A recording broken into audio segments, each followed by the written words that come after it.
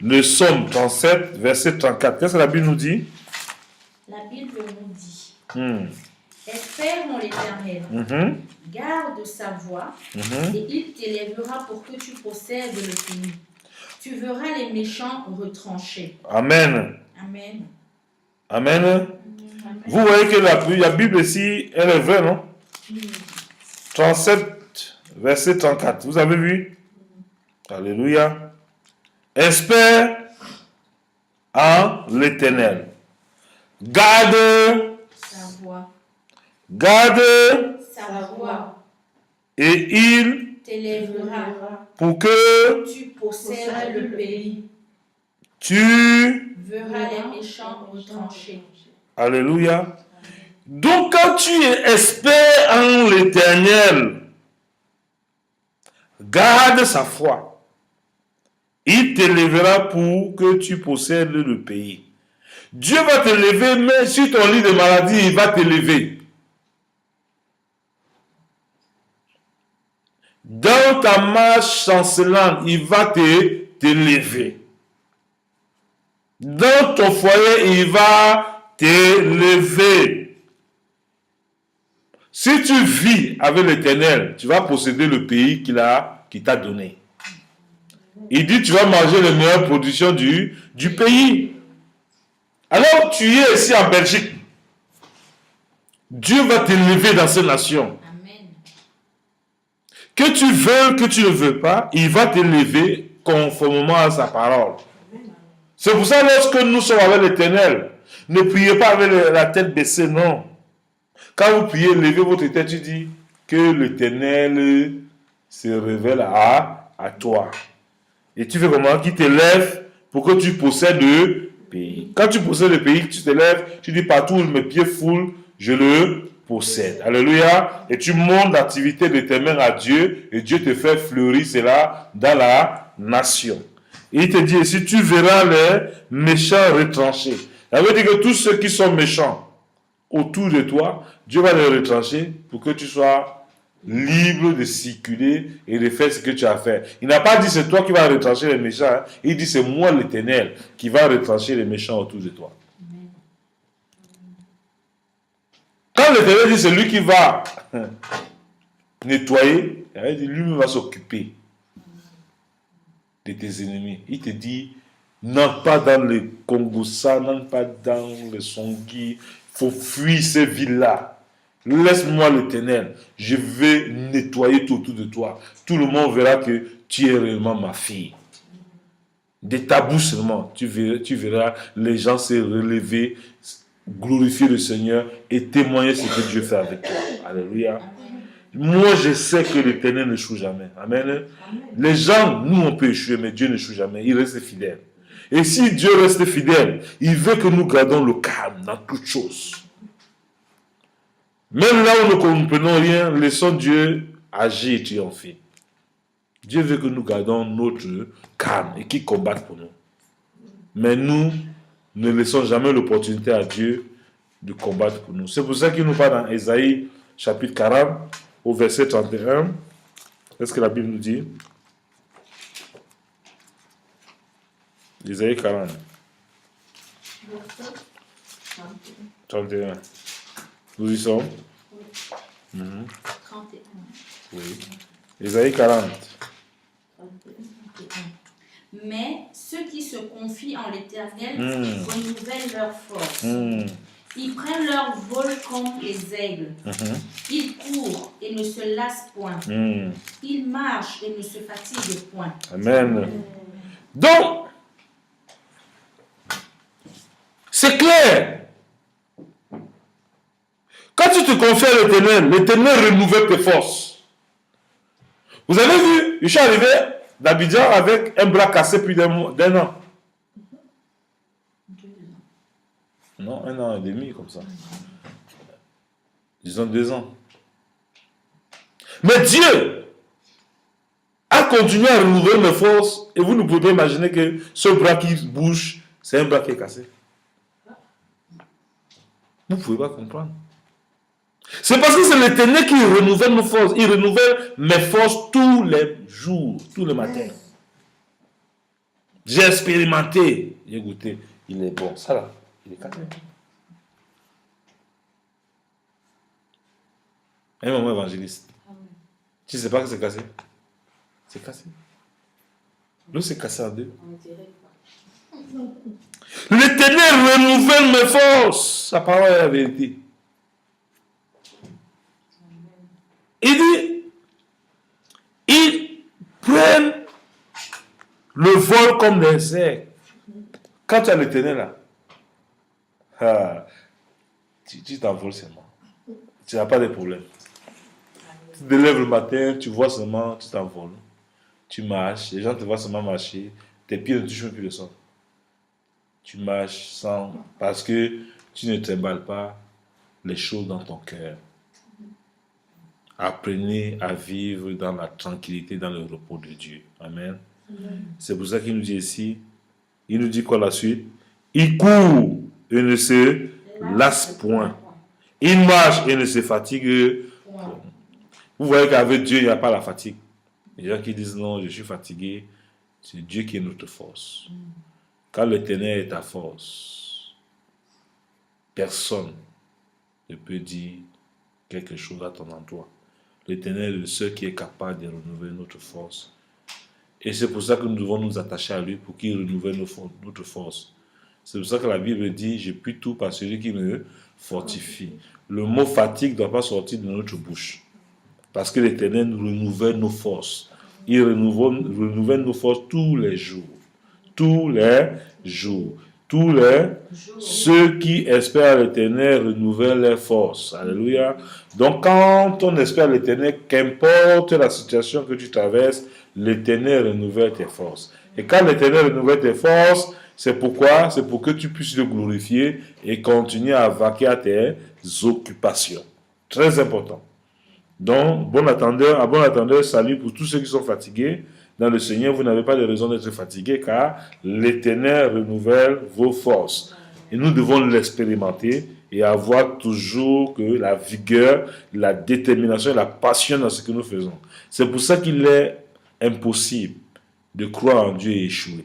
Si quelqu'un avec qui tu marches, le Seigneur, est capable de renouveler tes forces, est capable d'enlever la fatigue dans ton corps, ça veut dire que tous les projets que tu as conçus avec l'Éternel vont aboutir jusqu'au bout.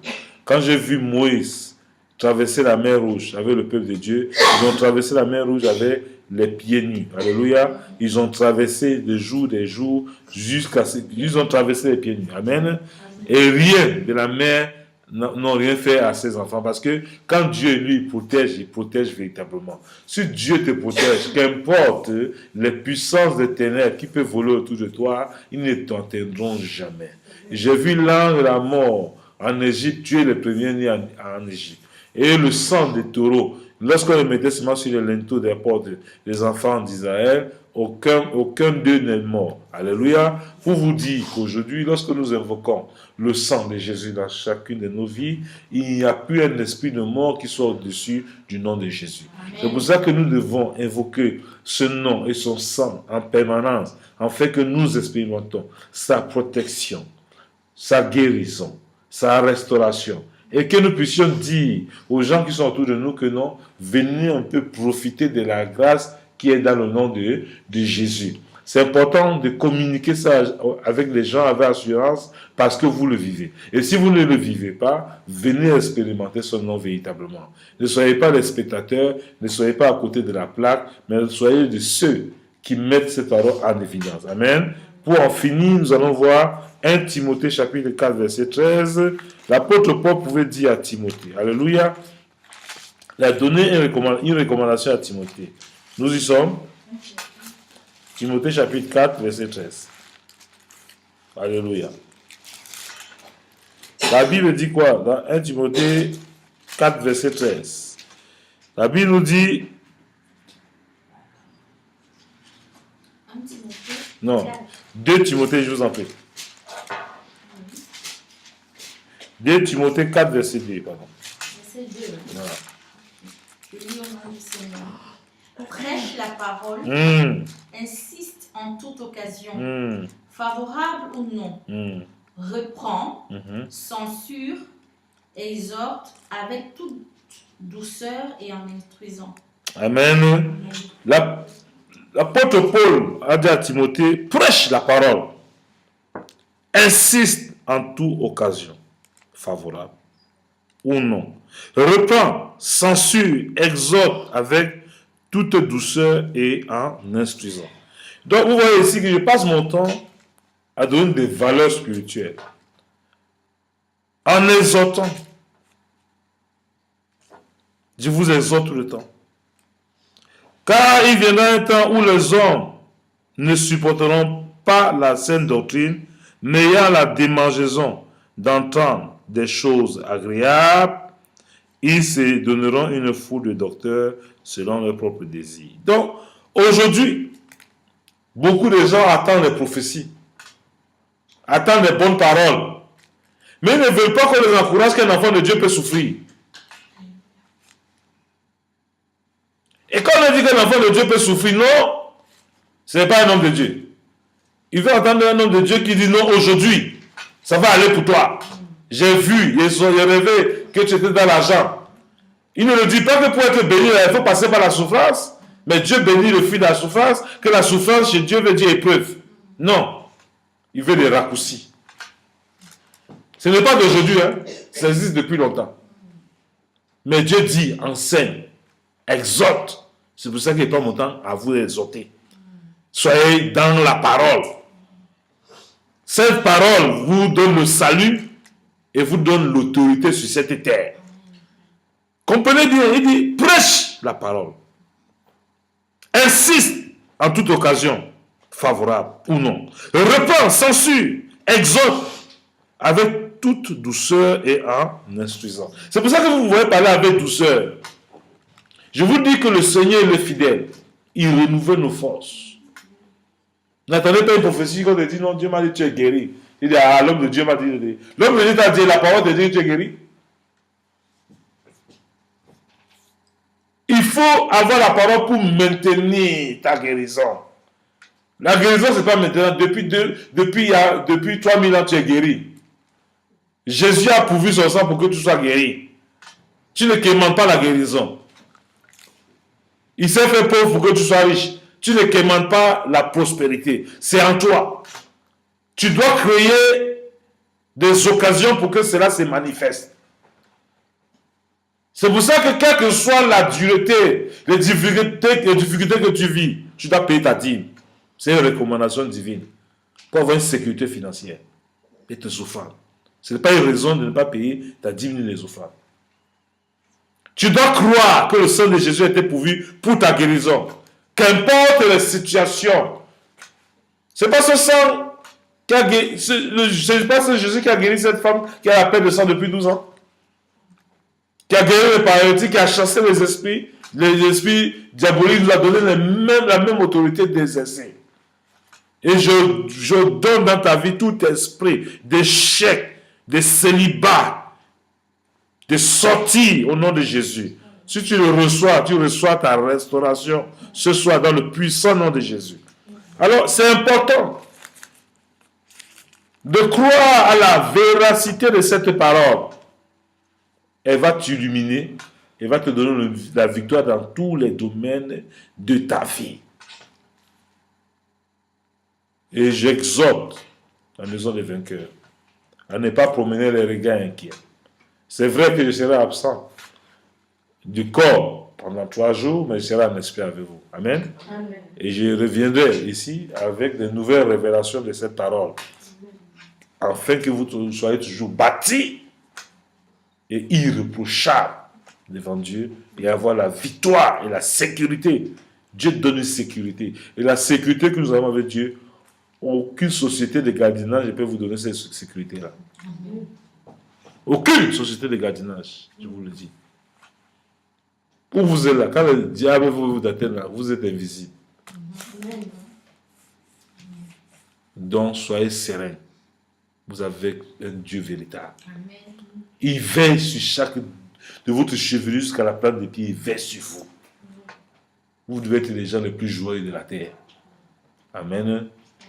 Et lorsque vous voulez célébrer le Seigneur, célébrez avec assurance, car il veille sur vous.